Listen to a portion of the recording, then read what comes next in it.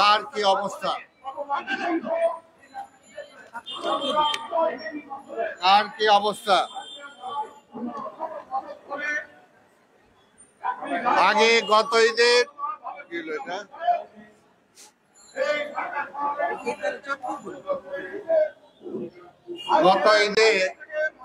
গত কোরবানি ঈদে অনেকে ধার দেনা করে কোরবানি দিচ্ছেন, এবার ধার দেনাও অনেক জায়গায় পাচ্ছেন না।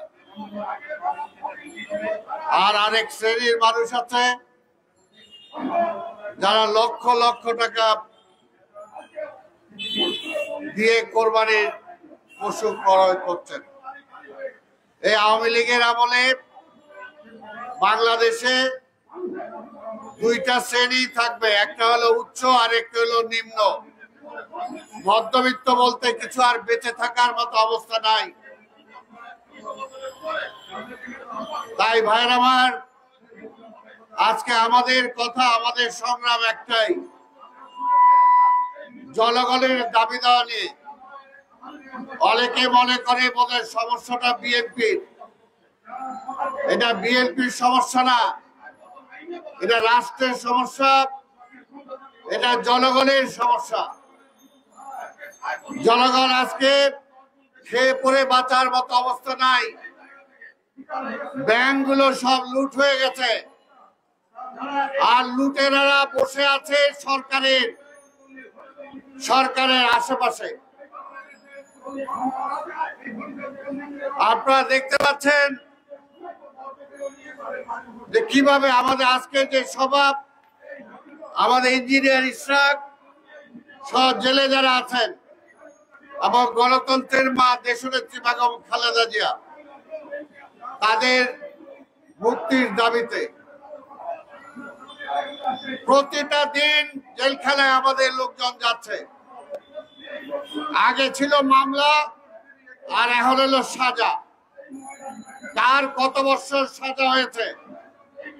তাই আমি এর আগেও বলেছি, যে দলের নেতা কর্মীরা হাসতে হাসতে জেলখানায় যায়, যে দলের নেতা কর্মীরা হাসতে হাসতে মৃত্যুবরণ করে, সেই দলকে ইচ্ছা করলেও শেখ হাসিনা আপনি ধ্বংস করতে পারবেন না। কারণ আমরা জনগণের কথা বলি, জনগণের জন্য রাজনীতি করি। বিএনপির ক্ষমতায় যাওয়ার জন্য রাজনীতি না, আমরা ভোটের অধিকার ফিরে পাওয়ার জন্যই আমরা আজকে স্লোগান দিচ্ছি। রাষ্ট্রের মালিকানা আজকে লোপাট হয়ে যাচ্ছে। সংসদের 4 জন এমপি আজকে বিদেশি শ্রমবাজার, বিশেষ করে মালয়েশিয়া, এক একজন থেকে 6 লাখ, 7 লাখ, 8 লাখ করে টাকা নিয়েছেন। কয়েকশো কোটি টাকা লোপাট করে নিয়ে গেছেন, কিন্তু সেই শ্রমিকদের এখনো পাঠানো হয় নাই। তাদেরকে কি গ্রেপ্তার করছেন? গ্রেপ্তার করেন ইশরাকরে, গ্রেপ্তার করেন আমাদের বিএনপির নেতা কর্মীদেরকে। এই সমস্ত গ্রেপ্তার করে সমস্যার সমাধান হবে না। তাই ভাইয়ের আমার, আজকের এই সময়ে আপনাদের সামনে বলতে চাই, যেহেতু দাবি আপনার অভাবে আছেন, আপনারা আজকে সবাই মিলে জনগণের সরকার প্রতিষ্ঠা করতে না পারলে, এই সরকারকে ক্ষমতা থেকে নামাতে না পারলে এই ব্যাংক ডাকাতি বন্ধ হবে না। বাংলাদেশ ব্যাংকের ভোল্টের টাকা, ভোল্টের সোনা চুরি হয়ে যায়, তাদেরকে ধরতে পারেন না। আজকে গতকালকেও বগুড়ায় ব্যাংকের ভোল্ট বিক্রি করে ভেঙে সেখান থেকে টাকা, স্বর্ণ নিয়ে গিয়েছে। কয়েকদিন আগে পার্বত্য চট্টগ্রামের ব্যাংক লুট হয়েছে, তাদেরকে ধরতে পারেন না। কয়েকদিন আগে মতিঝিলে প্রকাশ্যে অস্ত্র নিয়ে একজন আরেকজনকে দৌড়িয়ে বেরিয়েছে, গুলি করেছে, তাদেরকে ধরতে পারেন না। যে পুলিশের আইজি বেনজির আজকের এই দেশে হত্যা সন্ত্রাসের রাজত্ব কায়েমের পক্ষে কাজ করেছে, সেই বেনজিরকে ধরতে পারেন না, আর বিএনপি নেতা কর্মীদের ধরার জন্য ব্যস্ত থাকে। কোনো লাভ হবে না, শেষ পর্যন্ত গতি রক্ষা হবে না।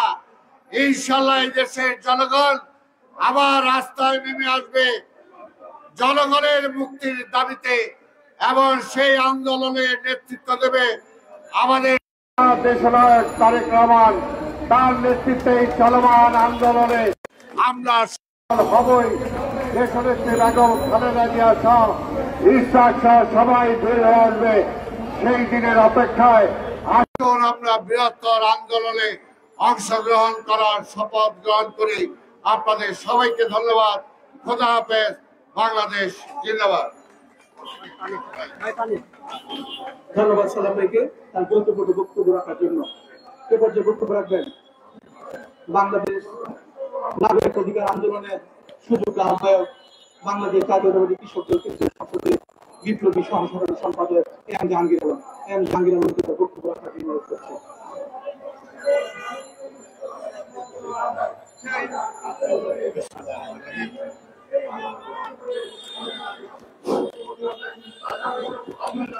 বিসমিল্লাহির রহমানির রহিম। বাংলাদেশ নাগরিক অধিকার আন্দোলন আয়োজিত আজকের এই অবস্থান কর্মসূচির সম্মানিত প্রধান অতিথি, এক সময়ের বাংলাদেশের কিংবদন্তি ছাত্র নেতা, অনেক নেতাদের নেতা, যিনি আজকে প্রধান অতিথি, বিএনপির অন্যতম ভাইস চেয়ারম্যান, সাবেক সংসদ সদস্য জননেতা শামসুজ্জামান দুদু, উপস্থিত আছেন প্রধান বক্তা হিসাবে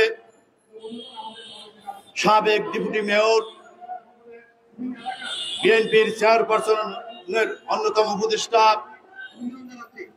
বীর মুক্তিযোদ্ধা আব্দুল সালাম ভাই, এবং আরো উপস্থিত আছেন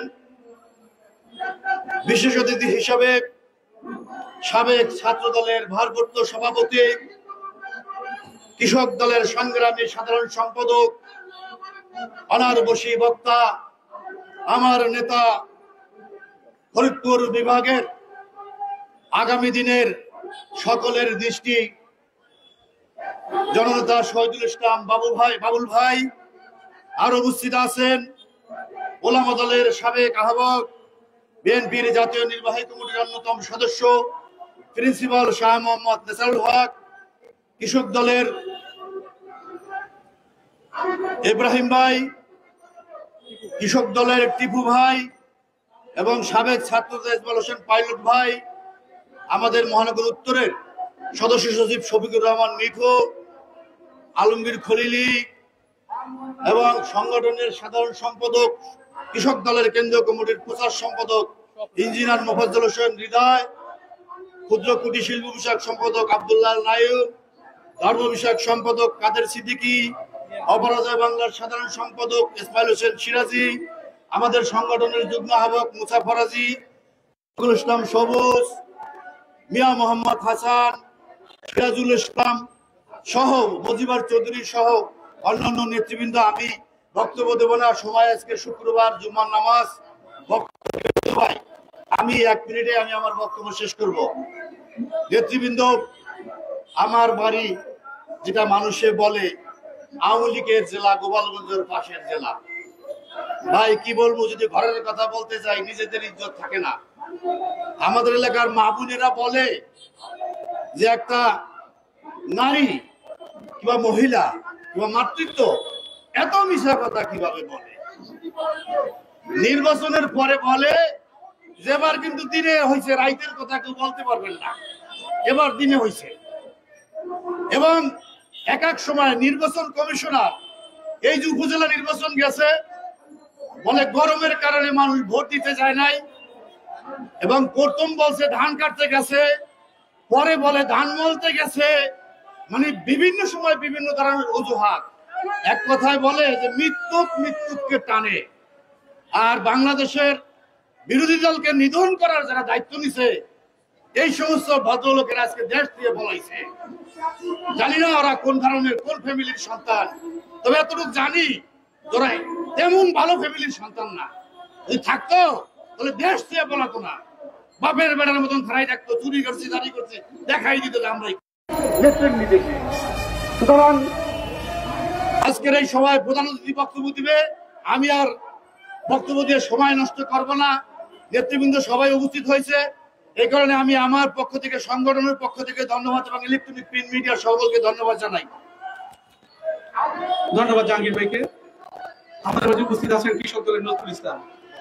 এ পর্যায়ে বক্তব্য রাখবেন বাংলাদেশের ছাত্র রাজনীতির ইতিহাস যতদিন থাকবে, বাংলাদেশের কৃষক দলের রাজনীতির ইতিহাস যতদিন থাকবে, বাংলাদেশের বিএনপির রাজনীতির ইতিহাস যতদিন থাকবে, যার নামটা স্বর্ণাক্ষরে লেখা থাকবে আজকের সম্মানিত প্রধান অতিথি জনাব শামসুজ্জামান দুদু ভাইকে তার বক্তব্য রাখার জন্য অনুরোধ করছি। জননেতা জনাব শামসুজ্জামান দুদু।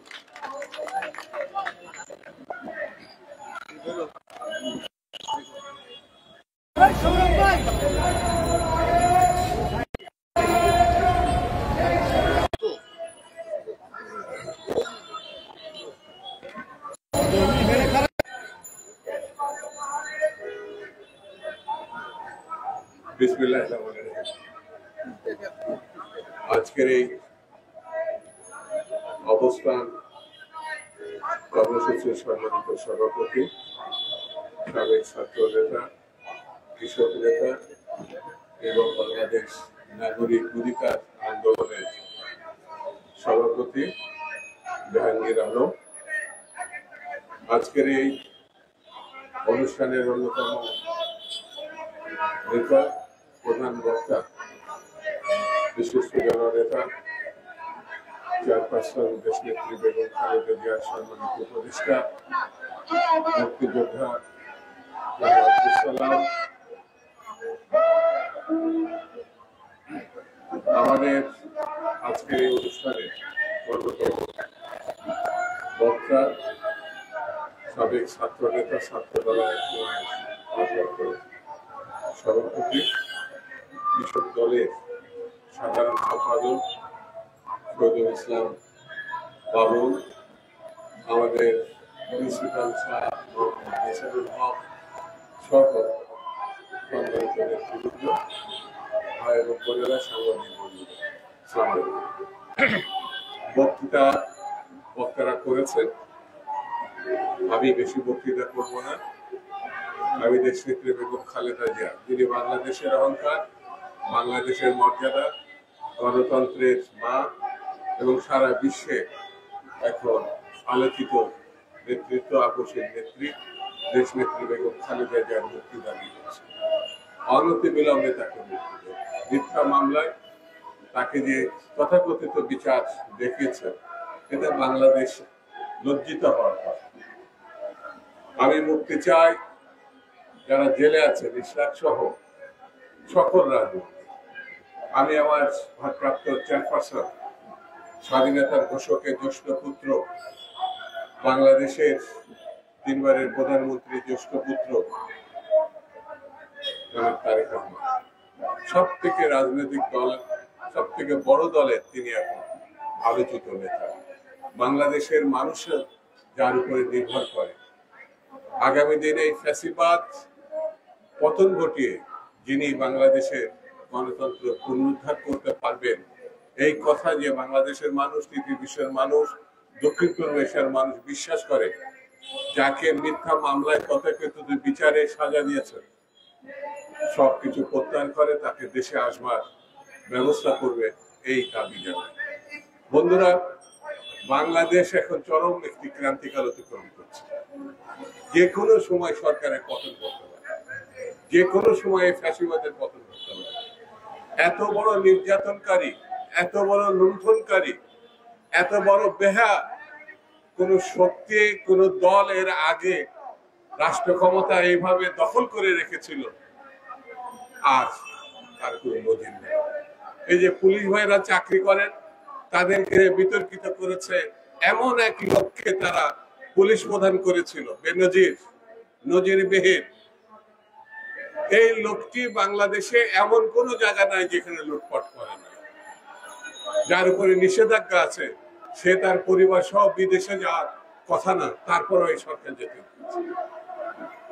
মিস্টার আজিজ সেনাবাহিনীকে কলুষিত করেছে, তাকে এই সরকার পোস্টিং দিয়েছিল সেনা প্রধান হিসেবে। বাংলাদেশের 10 থেকে 12টি ব্যাংক একেবারে ধ্বংস করে ফেলা হয়েছে, একেবারে লুটপাট করে শেষ করে দেওয়া হয়েছে। গায়ের জোরে যে সরকার তথাকথিত নির্বাচন দেখিয়ে রাষ্ট্র ক্ষমতা দখল করেছে, সেই সরকার বৈধ সরকার না। সেই সরকারকে অতি অবশ্যই পদত্যাগ করতে হবে এবং কেয়ারটেকারের হাতে ক্ষমতা হস্তান্তর করতে হবে। এছাড়া বাংলাদেশে যে সংকট তৈরি হয়েছে, সেই সংকট থেকে মুক্তির আর কোনো পথ নেই। এই দেশের কৃষক, এই দেশের শ্রমিক, এই দেশের মজলুম জনতা 2 দিন পরে যে কুরবানি, সেই কুরবানিতে তারা স্বাচ্ছন্দ্যে কুরবানির দিনটি পালন করতে পারবে। একটু আগে দেখলেন যারা ঢাকা শহরটাকে পরিষ্কার পরিচ্ছন্ন রাখে, দিনের পরে দিন, মাসের পর মাস, বছর পর বছর, তাদেরকে এই সরকার উচ্ছেদ করে তাদের জমি দখল করার উদ্যোগ নিয়েছে। আমরা মনে করি অনতি বিলম্বে এই পদক্ষেপ থেকে সরকারের সরে যাওয়া উচিত। বন্ধুরা, আমি বেশি বক্তৃতা করবো না, শুধু এতটুকু কথা বলে, দেশ নেত্রী এবং আমাদের নেতারা যারা জেলে আছে, তাদের যদি মুক্তি না দেওয়া হয়, যে আন্দোলনের মধ্য দিয়ে আপনাদের পতন হবে, সেই পতন হবে অত্যন্ত হৃদয় বিদারক। আপনারা নিজেরাও জানেন না যে এই দেশ থেকে যদি একবার পতন হয়, বিশ্বে আর কোনো জায়গায় আপনাদের আশ্রয় নেওয়ার মতো কোনো জায়গা থাকবে না। সেই জন্য অনতিবিলম্বে সংকটের জন্য আপনাদের পদত্যাগ দাবি করে এবং জনগণকে ঐক্যবদ্ধভাবে রাস্তায় নেমে আসার আহ্বান জানিয়ে আমি আমার বক্তব্য শেষ করছি। খুদা হাফেজ। বাংলাদেশ জিন্দাবাদ।